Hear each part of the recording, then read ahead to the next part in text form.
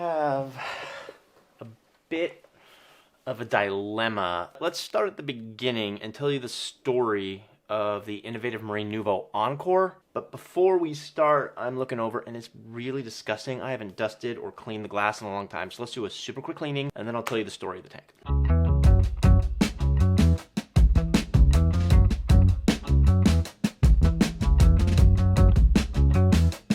I got this from Marine Depot. They gave this to me so that I could make some videos for them. This is when we just started our collaboration together, the 10-part series called Saltwater Aquariums Demystified. I originally made this 10-part series 5 years ago, I think, when I first started.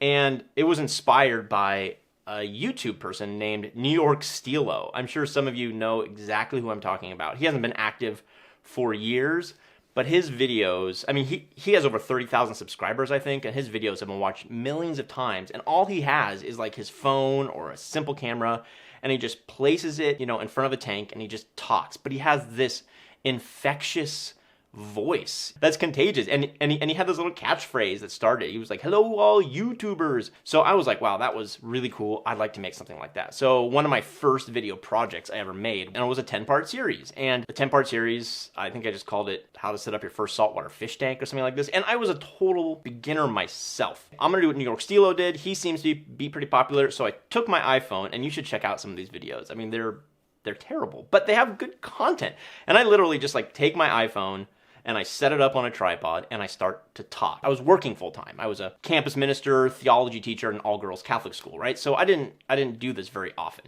So anyway, I made this 10-part series, right? And then I watch it like a year later and I'm just like, oh, that was so bad. I've learned so much since then. So I started to do a redo of the 10-part series, and I only made it like 3 or 4 episodes through, and I was like, oh my god, this is taking so long, I hate it. I started making videos again. We moved down from Seattle down to Palm Desert now, which is in the Palm Springs area, and so I went into it, right? I started watching tons of YouTube videos and getting some of the gear I needed piece by piece as I started making a little bit of money, right? And then Marine Depot came along and we decided to work together, and at first it was just going to be like a 10-part collaboration. That's what we decided, and we were going to see how that went. Well, we did the 10 parts, and it was a ton of work. I mean, it was so much work, but I knew that if I was able to like keep myself to that schedule to make a video every week, it would be like my first year of teaching, which is just total trial by fire.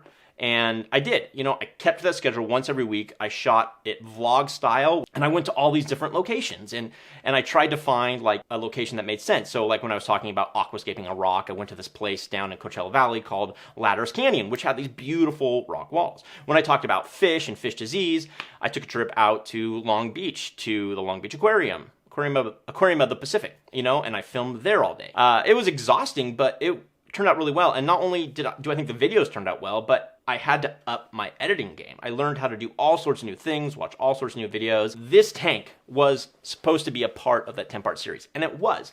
Because in order to make this 10-part series, I needed something to show you guys on. So if I'm like, hey, how to set up your tank, or what kind of tank you're gonna get, or like how to do maintenance, I needed a tank. Innovative Marine have this brand new tank. It's the Innovative Marine Nouveau Encore. We decided to do a freshwater side, which I have zero experience doing at all, and then we decided to do a saltwater side, which obviously is kind of my thing. We start setting it up, and the whole point was we were going to build it as a part of this 10-part series, and then break it down. I was going to give it back, and then probably move on to something else. So I went out and I bought fish, a clownfish, a dartfish, and I bought a green bubble tip anemone, right? Huge mistake. I mean, I broke rules that I always say don't break, and I broke them. I don't have an excuse for it, I just did. The first thing was, this tank was cycled, but obviously when you add new livestock, oftentimes it does like a second mini cycle, right? So I added in all these things after I'd cycled it with the Dr. Tim's like fishless method, took a couple weeks, and I put everything in here. And of course, what happens?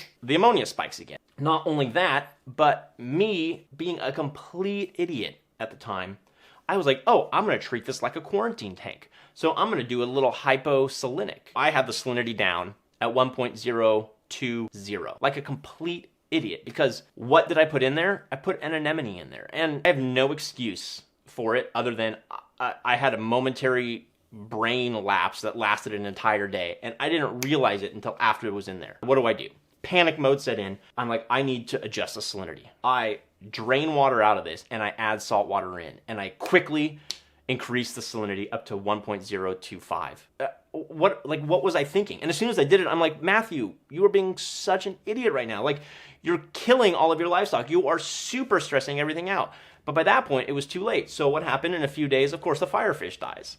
You know, no visible signs, but probably totally stressed out. I pulled him out, but the ammonia started spiking, and the anemone never recovered. Then, around that same time, my clownfish got spots all over it. I don't know if it was Brooklynella, if it was ick, if it was velvet, but of course, he died. Well, we finished up with the 10-part series. Then we decided we're gonna go on to something else. I came up with this idea, that reef show, and that's what we're making right now. But here's the problem. What do I do with the Encore tank? I mean, the point was never to keep this. Part of that reef show and part of the content I make for beginners is to get in new tanks, to set them up, to showcase new products. You know, I also don't feel like I did enough content to really do this Encore tank justice. I just don't know what to do with it, and I'm feeling a little frustrated with it because it's such a wonderful tank, and I think it's time to move on to the next thing. So if you guys have any suggestions, let me know. Well, I think that's it. I don't think I have anything else for you guys, so